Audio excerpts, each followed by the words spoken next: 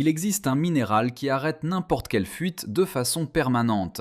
Il ne la colmate pas temporairement, il ne ralentit pas l'infiltration d'eau, il l'arrête de façon permanente. Un toit en tuiles d'argile fissurée traité avec ce minéral sous forme de poudre mélangée à de l'eau cesse de fuir en 48 heures et reste scellé pendant des décennies. Un toit plat en béton avec des micro-fissures sur toute la surface devient complètement imperméable après 2 applications.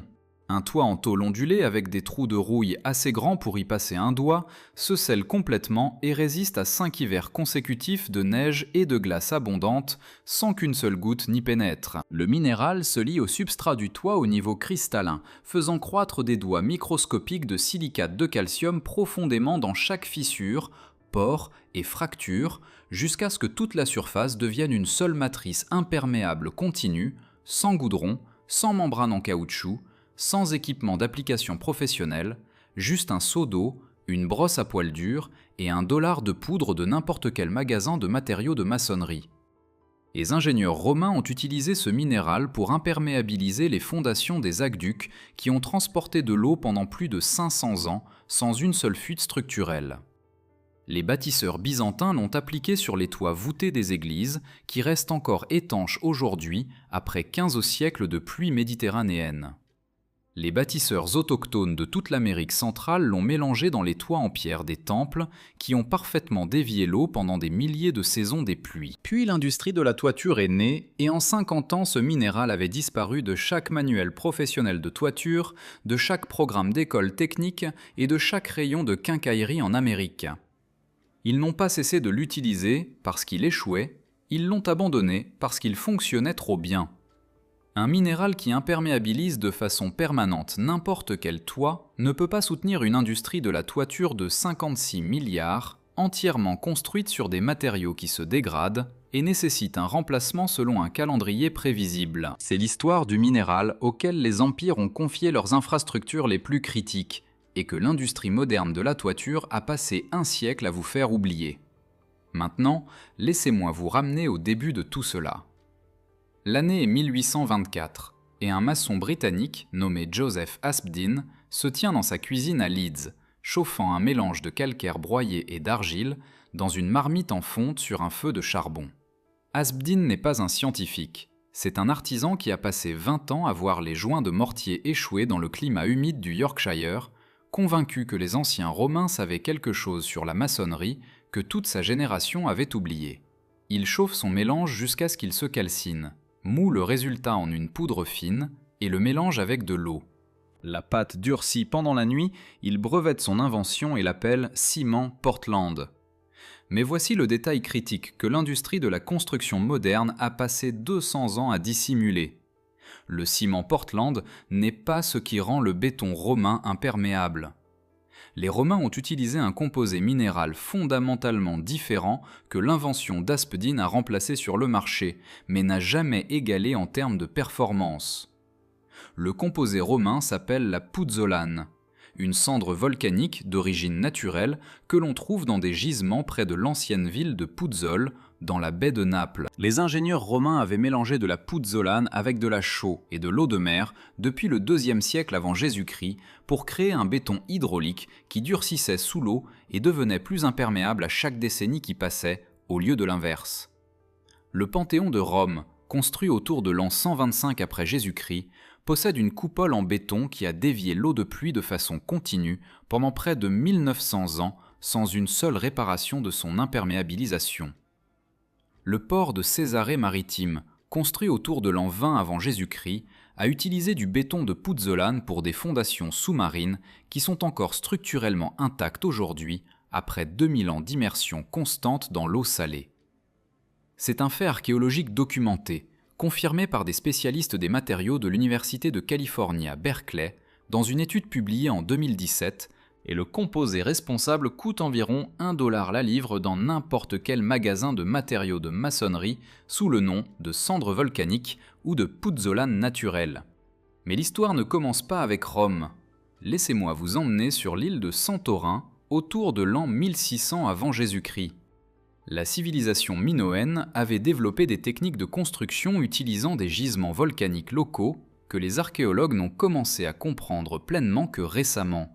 Les fouilles dans l'ancienne ville d'Akrotiri ont révélé des fondations de bâtiments utilisant un mélange de chaux et de cendres volcaniques qui étaient restés complètement imperméables aux eaux souterraines pendant plus de 3000 ans d'enfouissement. Dans toute l'ancienne Méditerranée, chaque civilisation ayant accès à des gisements volcaniques a découvert indépendamment la même vérité. Mélangée à de la chaux et à de l'eau, la cendre volcanique crée un produit de réaction cristallin appelé silicate de calcium hydraté qui remplit chaque pore et fracture de la pierre ou de la maçonnerie avec des structures cristallines microscopiques qui deviennent plus denses et plus dures avec le temps au lieu de se dégrader. Contrairement aux membranes de toiture modernes qui reposent sur le substrat et finissent par se délaminer et échouer, le réseau de silicate de calcium hydraté se développe à l'intérieur du substrat lui-même. Il ne recouvre pas la surface, il devient la surface. Chaque goutte d'eau qui entre en contact avec le matériau traité déclenche une réaction chimique qui produit davantage de cristaux de silicate de calcium hydraté, permettant à l'imperméabilisation de s'auto-réparer au niveau moléculaire. Voici ce qui se passe au niveau moléculaire lorsque vous appliquez ce minéral sur un toit qui fuit. La poudre de pouzzolane naturelle contient du dioxyde de silicium amorphe et de l'oxyde d'aluminium sous forme réactive. Lorsqu'elle est mélangée à de la chaux hydratée et à de l'eau, une réaction chimique appelée réaction pouzzolanique commence immédiatement. Le dioxyde de silicium et l'oxyde d'aluminium réagissent avec l'hydroxyde de calcium pour former du silicate de calcium hydraté et de l'aluminate de calcium hydraté. Ce sont les mêmes composés cristallins qui donnent au béton romain sa durabilité légendaire.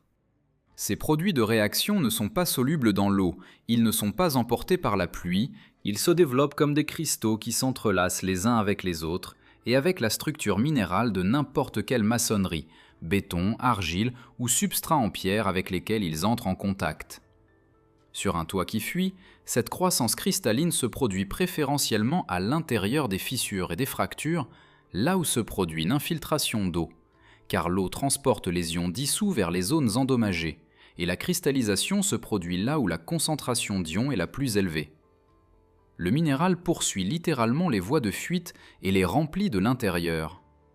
Une étude publiée par des chercheurs de l'Université de technologie de Delft en 2014 a mesuré les performances de remplissage des fissures de la pouzzolane naturelle mélangée à de la chaux sur des échantillons de béton présentant des fissures artificielles allant jusqu'à 0,4 mm de largeur. Le mélange pouzzolanique a complètement scellé toutes les fissures en 72 heures et les échantillons scellés ont montré une perméabilité à l'eau nulle sous des tests de pression équivalent à une colonne d'eau de 30 mètres.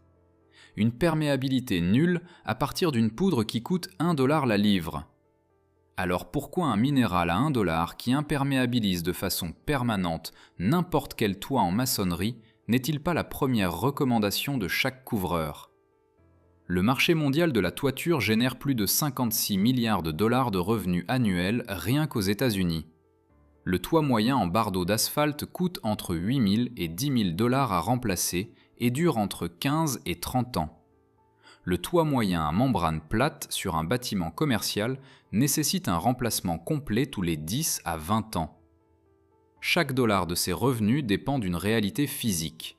Les matériaux de toiture se dégradent. Un minéral qui élimine de façon permanente l'infiltration d'eau grâce à une auto-réparation cristalline ne s'intègre nulle part dans un modèle commercial fondé sur la dégradation des matériaux et le remplacement programmé.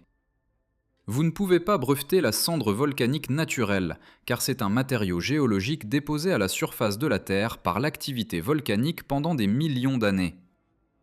Vous ne pouvez pas créer un modèle d'abonnement autour d'une poudre qui coûte 1 $, s'applique en un après-midi et continue ensuite de s'auto-réparer activement en n'utilisant rien d'autre que l'eau de pluie qui tombe dessus. La suppression a été méthodique et tout à fait rationnelle du point de vue économique de l'industrie. Pendant le boom de la construction d'après-guerre des années 1950 et 1960, l'industrie américaine de la toiture s'est rapidement consolidée autour de produits à base de pétrole. Les bardeaux d'asphalte, le papier goudronné et les systèmes de membranes bitumineuses offraient quelque chose que la pouzzolane naturelle ne pourrait jamais fournir, un cycle de remplacement prévisible et relativement court. Les associations professionnelles de couvreurs ont fait pression avec succès pour obtenir des codes du bâtiment exigeant des matériaux approuvés spécifiques pour l'imperméabilisation des toits résidentiels. Les traitements pouzzolaniques naturels ont été classés comme non standards et exclus des listes de matériaux approuvés qui déterminent ce que les entrepreneurs agréés peuvent installer légalement. Les compagnies d'assurance ont inclus des clauses dans les polices des propriétaires qui annulaient la couverture des dégâts des eaux si des matériaux de toiture non approuvés avaient été utilisés. Vous ne pouviez pas utiliser le minéral naturel légalement dans un projet de construction avec permis. Votre assurance ne vous couvrirait pas si vous l'utilisiez sans permis et les seules alternatives approuvées étaient des produits que l'industrie de la toiture fabriquait et vendait. Un ingénieur civil à la retraite à Portland a documenté cette suppression dans un rapport technique en 2009. Il a retracé les changements réglementaires spécifiques qui ont éliminé les traitements pouzzolaniques des directives de pratique de toiture approuvées entre 1955 et 1975 dans 14 États américains. Dans chaque cas, la révision réglementaire a été initiée par une pétition d'une association professionnelle de l'industrie de la toiture et approuvée sans aucune révision technique indépendante des données de performance réelles du minéral. Voici exactement ce que vous devez faire. Achetez de la poudre de pouzzolane naturelle, également vendue sous le nom de cendre volcanique ou de pouzzolane volcanique naturelle dans n'importe quel magasin de matériaux de maçonnerie ou fournisseur de minéraux en ligne. Cela coûte entre 1 et 2 $ la livre, et un sac de 25 livres traite environ 400 pieds carrés de surface de toit. Achetez également de la chaux hydratée dans n'importe quel magasin de matériaux de maçonnerie ou de fournitures agricoles. Mélangez 3 parties de poudre de pouzzolane avec une partie de chaux hydratée dans un seau sec et remuez pour combiner. Ajoutez de l'eau lentement tout en mélangeant jusqu'à atteindre une consistance légèrement plus liquide que celle du yaourt. Pour les toits en pente avec des tuiles en argile, en béton ou en pierre, appliquez le mélange directement sur la surface du toit à l'aide d'une brosse de maçonnerie à poil dur, en faisant pénétrer fermement le matériau dans toute fissure visible, les espaces entre les tuiles et les zones de surface endommagées. Accordez une attention particulière au faîtage, aux noues et aux zones autour des cheminées, des ventilations et des lucarnes, car ce sont les points de départ de fuite les plus courants. Pour les toits plats en béton ou en maçonnerie, appliquez en 2 couches à l'aide d'une brosse large en laissant la première couche reposer pendant 24 heures avant d'appliquer la deuxième couche perpendiculairement à la première. Pour les surfaces en tôle ondulée ou en asphalte vieilli, nettoyez la surface avec une brosse métallique pour éliminer les débris détachés. Ensuite, appliquez le mélange sur tous les joints, les coutures et les zones de dommages visibles. Laissez la surface traitée durcir pendant 72 heures avant de l'exposer à la pluie.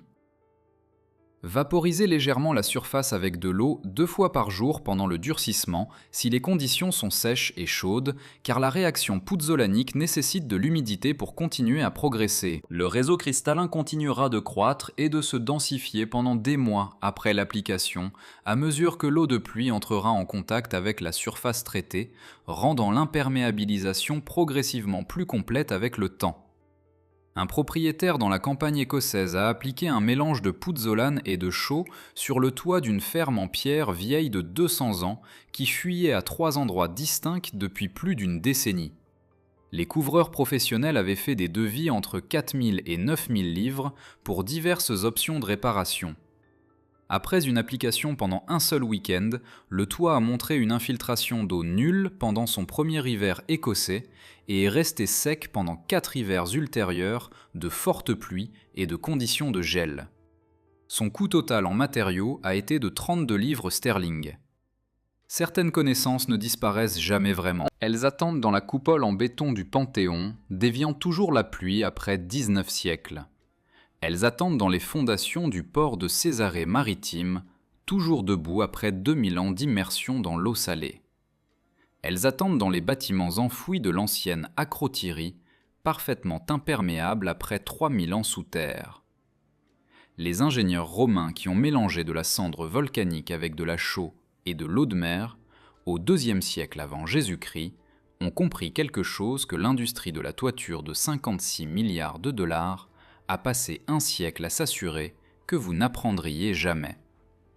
L'infiltration d'eau n'est pas inévitable. C'est une condition de surface, et les conditions de surface peuvent être modifiées de façon permanente avec $1 de poudre minérale et un après-midi de votre temps. Si cela a changé la façon dont vous voyez le toit au-dessus de votre tête et chaque devis de réparation que vous avez reçu, abonnez-vous et partagez cette vidéo maintenant. Chaque partage remet ses connaissances entre les mains de quelqu'un qui paie encore $10 000 pour un toit de remplacement, alors qu'une solution à $1 attend dans des gisements volcaniques depuis avant que Rome ne pose sa première pierre. Ouais,